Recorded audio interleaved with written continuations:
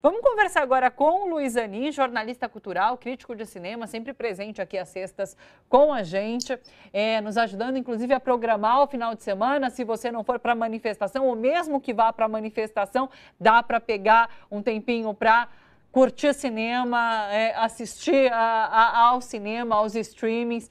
É isso. A gente precisa desanuviar de alguma forma e a cultura tem sido sempre esse escape para a gente também, né? Tudo bom, Zanin? Como você está? Tudo bom, querida? É isso mesmo. A gente precisa ter uma válvula de escape, né? É isso, dureza essas Porque últimas duas a coisa semanas. está feia, Diga, não tá tá, brincadeira viver, não, né?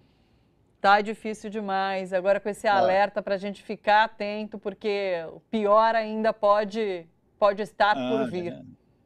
Puxa porque, vida. mas é realista, né, essa análise, né? É, Porque a gente não está vendo se encaminhar para uma não, solução, não há boa vontade, né? Por exemplo, esse veto dos Estados Unidos à proposta brasileira, assim, é uma coisa chocante, né? Quando você estuda a chocante. proposta e você vê que é um negócio assim de abertura de corredores humanitários e tudo mais, né? Quer dizer, foi uma proposta bem equilibrada, até Sim, tímida para algumas pessoas, né? sim. E mesmo assim foi vetado pelos Estados Unidos, né? Quer dizer, o mundo é bastante complicado. Esse mundo unipolar, ele é muito complicado porque deposita o poder do mundo em pouquíssimas Sim. mãos, né?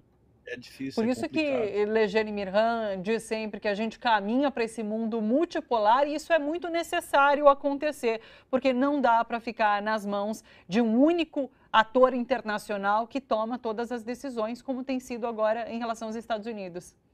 É verdade. Eu preferia que caminhasse a passos mais rápidos aí. Sim, eu também. Mas eu compreendo o professor, eu também sou estudante amador de história, e eu sei que o tempo da história é diferente do É que o diferente. tempo biológico nosso, né? Tem sido mais rápido, mas mesmo assim eu Mesmo queria que fosse assim, ainda mais, né? Luiz pois é. Anin, a gente fala, claro, sobre cinema, mas a nossa dica inicial é de livro, é de leitura. Pois é, porque Luiz Anin está lançando o livro. O livro, deixa eu pegar aqui o nome certinho para não errar, A Arte da Crítica, vai ser lançado agora dia 26, nesta semana, se eu não me engano, quinta-feira que vem, é isso, né? 27? Quinta-feira, Isso, quinta-feira. quinta-feira que vem, dentro da Mostra de Cinema de São Paulo. Conta mais pra gente, Zanin. Então, a mostra tem é uma parte, vamos dizer assim, além dos 300 e tantos filmes, tem uma parte mais reflexiva, de debates e lançamento de livros também.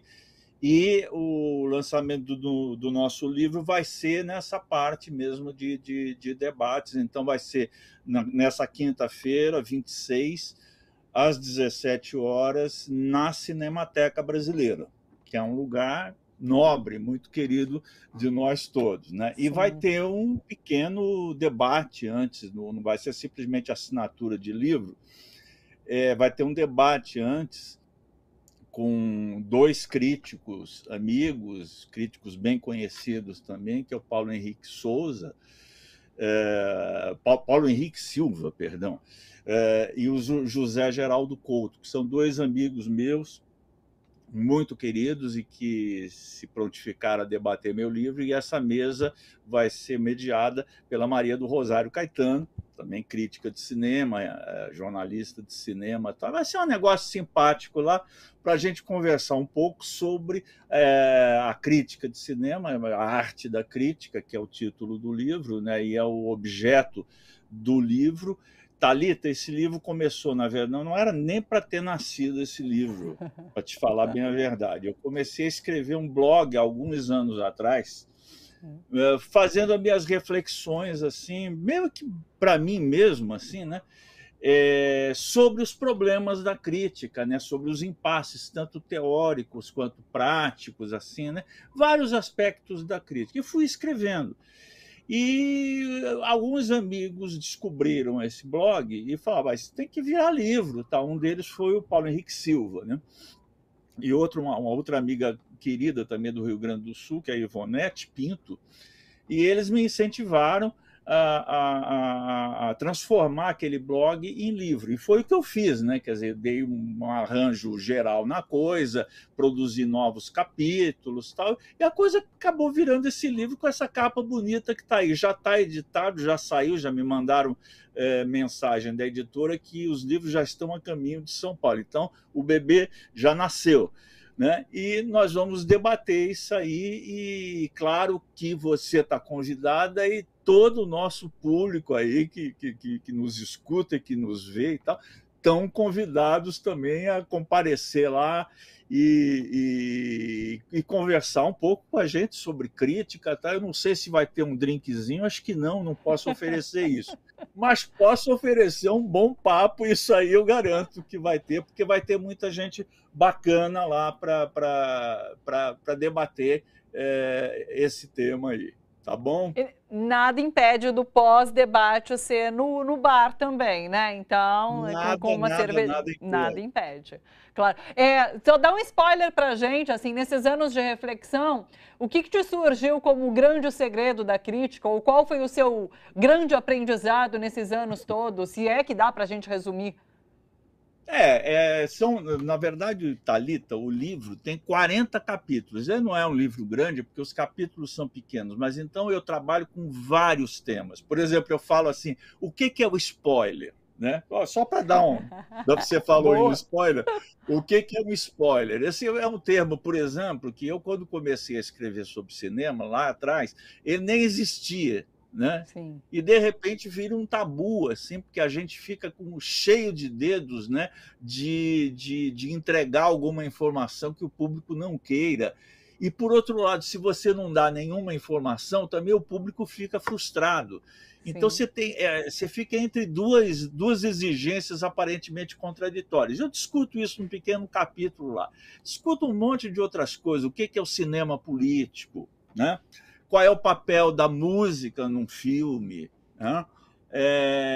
Quais são assim, os grandes diretores, as grandes correntes de pensamento crítico? Né? Por que a chamada política dos autores, inaugurada pelo pessoal da Nouvelle Vague, nos anos 60, ainda é tão influente entre nós? Né?